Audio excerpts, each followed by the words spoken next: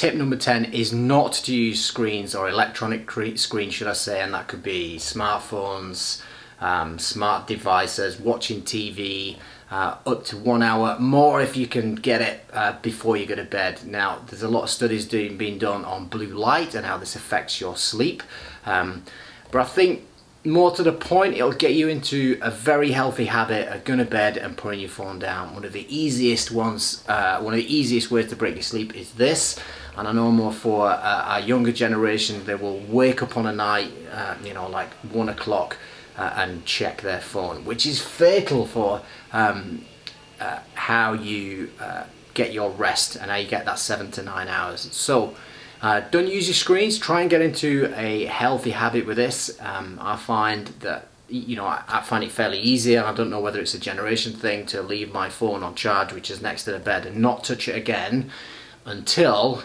I've finished my morning routine. I don't even check it first thing in the morning. But before you go to bed, what I used to do is, you'd either be playing games or you'd be watching TV, and then you'd go to bed, and then you'd sit in bed and you'd scroll through your phone, you'd check social media, you'd check the news, you'd check whatever's not important, and the last thing you do before you shut your eyes and go to sleep is you'd be looking at a screen. And I even, for my kids now, that after dinner time, then they don't have screens at all. So if you can find a healthy pattern, I know I've recommended to some people, if they can't resist looking at a screen, then leave it charging downstairs, because I'm pretty sure once you do go to bed, then you're not going to be bothered to stand up and go downstairs and check your phone.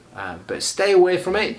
It does make a difference, and getting into that healthy habit just before you get to bed, and nailing your 7 to 9 hours sleep per night, this will certainly help, because the amount of people that go to sleep with their phones, or their phones next to their bed, or they're watching their phones, or scrolling, or shopping, or doing something just before they go to bed, is in the majority. I know most people will go to bed with their phone. So put it down, put it away from you, put it in another room. Don't look at screens. I found a good excuse to pick up a book. I wanted to be reading for 30 minutes every day. So one of my rules is, the last thing I'll do is I'll read a book before bed, and I'll not touch my phone. So that's the 5 tips, or we're on tip number 10, but I've given you 5 tips on sort of sleep and recovery. I hope they've been good. Leave a comment below if you want. If you want all the 50 tips in one, then go to cooperslife.com and you can find a free download there.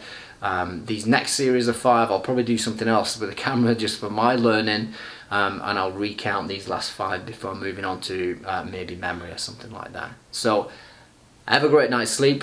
Get your 7 to 9 hours, invest in your bedding, change it often, and please don't use your screens before you go to bed. Have a great night, and I'll see you tomorrow.